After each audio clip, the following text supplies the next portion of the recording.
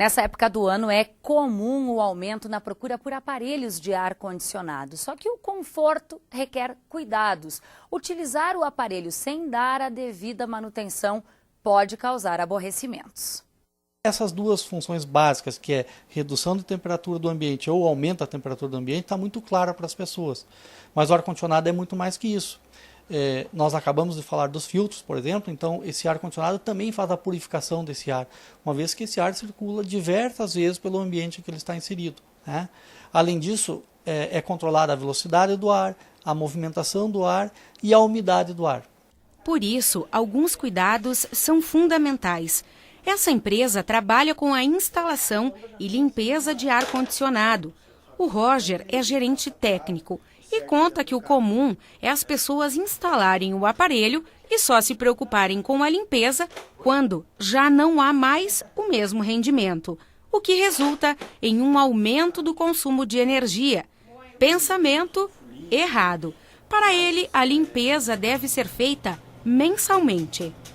Qualquer pessoa pode fazer essa limpeza do ar-condicionado, do aparelho, porque é uma limpeza muito simples, é muito fácil de fazer e qualquer pessoa que saiba fazer pode ensinar, qualquer dona de casa pode fazer. Então, ele tem um filtro de plástico que pode ser feito de nylon, que pode ser limpo na qualquer água corrente, na pia, no banheiro, no tanque de lavar roupa, e esse filtro é de fácil remoção. Além desta limpeza simples, também é necessário uma limpeza geral a cada ano. Daí sim, é preciso o auxílio de um técnico especializado. É verificada a limpeza dos filtros, verificada a limpeza de evaporadora, se essa evaporadora está muito suja, verificada o trocador da evaporadora, o trocador de calor da condensadora, para ver se não está obstruído, que pode gerar dano também. Peças como válvula reversora, que é a válvula que muda o ciclo do quente para o frio, e o compressor também, que é uma das partes principais da condensadora, que é o que faz gelar esse gás ou esquentar esse gás no ar-condicionado, no próprio aparelho. Se todo estiver funcionando, todo esse conjunto, tudo funciona perfeitamente. A manutenção é importante. O ar-condicionado não causa nenhuma doença, mas pode servir como condutor de vírus e bactérias. O que se encontra muito nesses filtros que ficam retidos? Muita poeira, muito ácaro, muito fungo, né? E se você tem um lugar úmido e com um pouquinho de luz, então a proliferação, né, desses fungos, por exemplo, fica muito mais evidente, muito mais evidenciada, né? Problemas disso. Vai acabar causando irritação na pele, né? Você pode ter problemas respiratórios, né? Uma pessoa que pode facilitar uma pneumonia, né? Em função de todos esses agentes, digamos assim, que são transmitidos através de um ar-condicionado que não teve uma manutenção adequada. O esforço em manter o aparelho limpo vale pelo conforto. O calor dos últimos dias tem elevado a compra destes produtos. Os valores compensam pelo custo-benefício. Com o ar ligado em média 6 horas por dia, o consumo é comparado pelos técnicos ao de uma geladeira.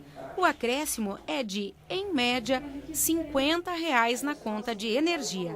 Só que na instalação é importante cuidar o tamanho total da área onde ele vai ser colocado, para não gerar uma sobrecarga. O que o pessoal usa como base é em torno de 600 a 680 BTUs por metro quadrado. É um cálculo muito simples, mas que às vezes para um escritório ou um ambiente da tua residência, ele se encaixa muito bem com uma luva.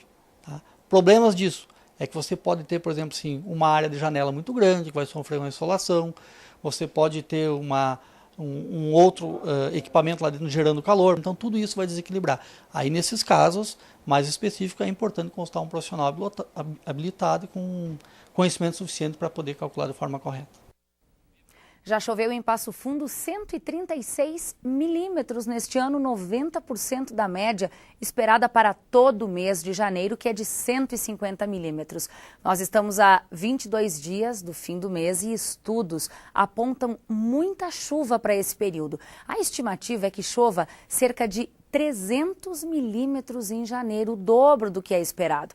A questão é que serão chuvas isoladas, algo típico para essa estação. E mesmo com essa instabilidade, o calor deve continuar. Veja então a previsão para sexta e já para o sábado.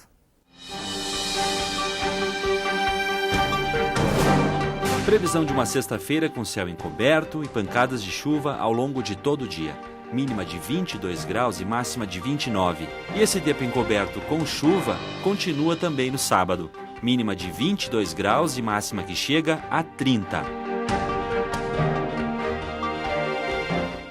E nós voltamos a conversar com o advogado trabalhista José Melo de Freitas sobre as mudanças propostas pelo governo federal para alguns benefícios. A gente falou agora há pouco do seguro-desemprego. Doutor, vamos só esclarecer uma dúvida que ficou entre 18 e 24 meses. A realidade é 24, porque é 18 meses nos últimos 24. 18 meses de carteira assinada, de contribuição 24. Em 2 anos, isso aí. Nos então últimos ele tem 2 que anos. ter, na realidade, 24 meses. Né? Porque a medida provisória ela é espertamente dúbia. Como, aliás, são quase todos os nossos diplomas, que as medidas provisórias são a gente chama de primor de ilegalidade. Né? Porque as medidas provisórias normalmente vêm com uma forma de proposição para serem dubiamente entendidas. Então, quando você diz a carência será o trabalhador deverá ter trabalhado 18 meses nos últimos 24, o que isso significa? Que ele pode ter trabalhado 3, depois 5, depois 6, mas ele tem que ter 18. 18 em quanto? Em 2 anos. Em 2 anos. Doutor, essas medidas todas passam a valer a partir da publicação oficial, o que deve acontecer no final do mês que vem? Não acredito. O senhor acha que vai acontecer quando?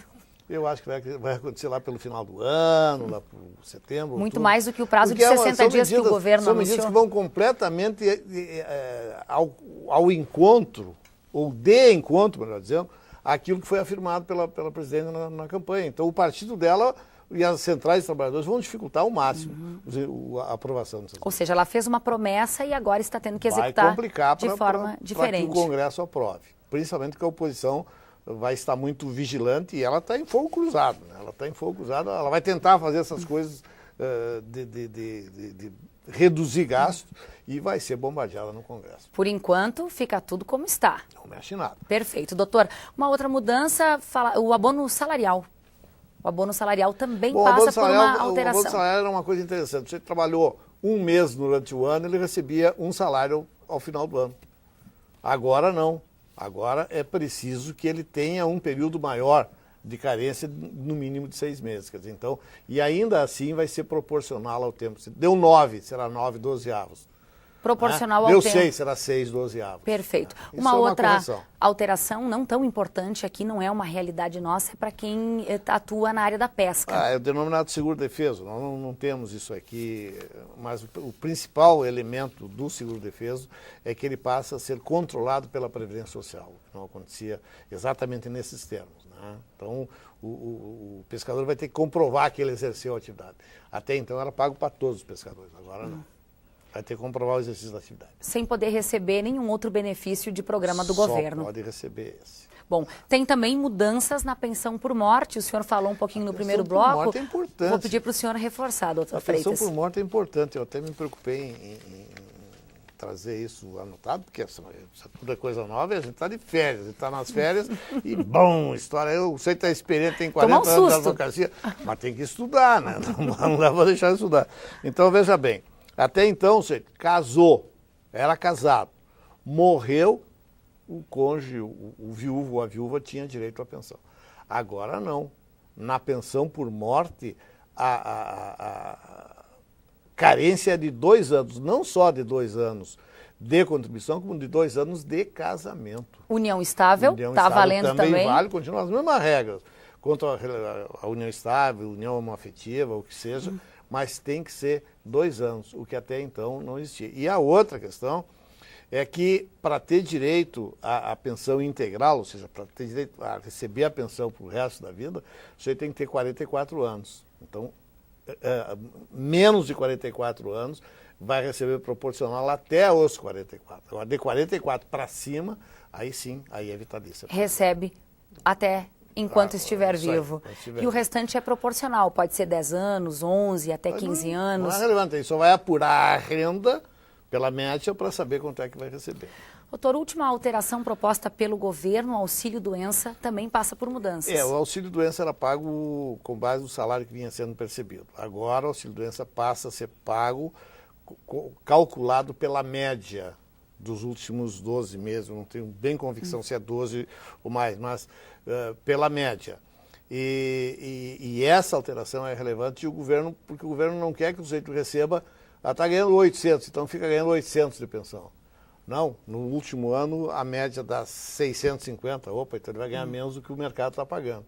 E o que ele muda... vai ter interesse em voltar para o mercado. E há uma outra alteração de 15 para 30 dias. Exatamente. Queria que o senhor explicasse também essa alteração. Importante. Essa aí, infelizmente, falta pouco tempo para falar. Né? Mas pode concluir, doutor. Mas veja que, novamente, a Previdência transfere para o empregador, transfere para a empresa responsabilidade sua. Porque, a partir do 15º dia, a responsabilidade pelo auxílio-doença era da Previdência. E essa é uma discussão que a empresa paga os primeiros 15, embora o empregado não trabalhe, e a partir do 16º era da Previdência. Elas ela fez? O custo. O que ela fez? Em um mês. Dividiam o custo. Dividia. Agora não, agora ela transferiu os 30 dias para a empresa. E ainda briga na justiça para que a empresa pague contribuição previdenciária sobre esses dias. Nós temos uma série de processos em andamento, já conseguimos, inclusive, trânsito julgado em 2 aqui de Passo Fundo, eliminando a responsabilidade da empresa pagar a contribuição previdenciária sobre o que ela paga por conta do INPS. Bom, um resumo aqui, um breve relato do que deve vir pela frente nesse ano. Doutor, muitíssimo obrigada pelas informações na edição de hoje. Agora a gente vai falar de leitura, pelo que o senhor falou agora há pouco, sempre atento e lendo bastante. Todos os inclusive dias nas férias. Está se atualizando. Tá certo. E você que nos assiste, gosta de ler? Bom, nessa época do ano, de férias escolares, do trabalho, bom, opções de lazer não faltam. Então, que tal adquirir mais cultura, conhecimento? A Biblioteca Municipal Arno Viniski de Passo Fundo está de portas abertas para receber a comunidade. E o Fábio foi até lá e mostra para você como está o espaço.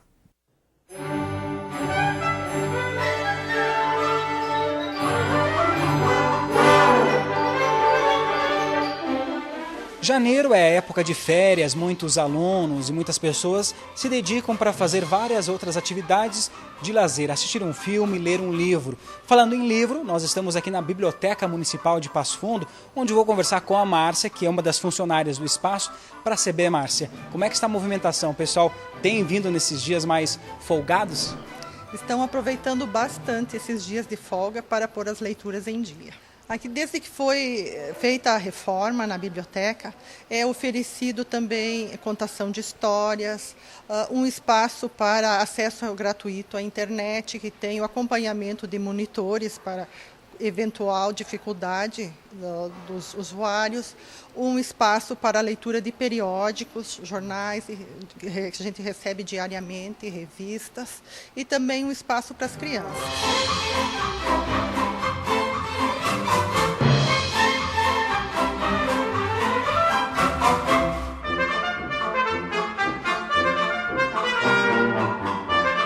Foi preparado para essa época de férias uma contação de histórias de um livro infantil, onde nós recebemos as escolas de educação infantil, que é as que estão em atividade nesse período. Bom, hoje a biblioteca tem aproximadamente um pouquinho mais de 18 mil obras. O interessante é que 200 nos últimos tempos foram compradas, adquiridas justamente por sugestão dos leitores? Como é que é? Isso, o leitor vem e pede, quero ler tal livro, e nós não temos esse livro. Então a gente faz uma solicitação para a prefeitura que seja adquirido esses livros. Então, quando se forma um certo volume de pedidos, a prefeitura adquire novos exemplares para a biblioteca.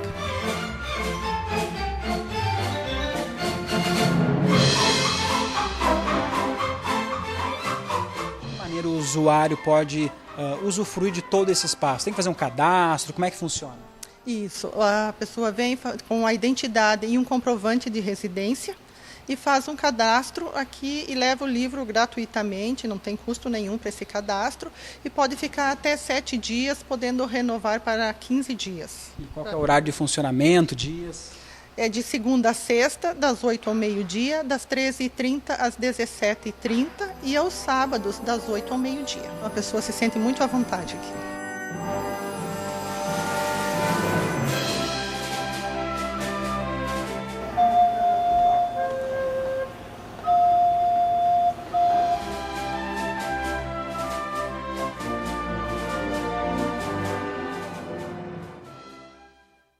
O Canal Futura está com inscrições abertas para o 7º chamado Público para Produções Independentes. Ao todo, serão selecionados 30 projetos que receberão cada um prêmio de R$10 mil.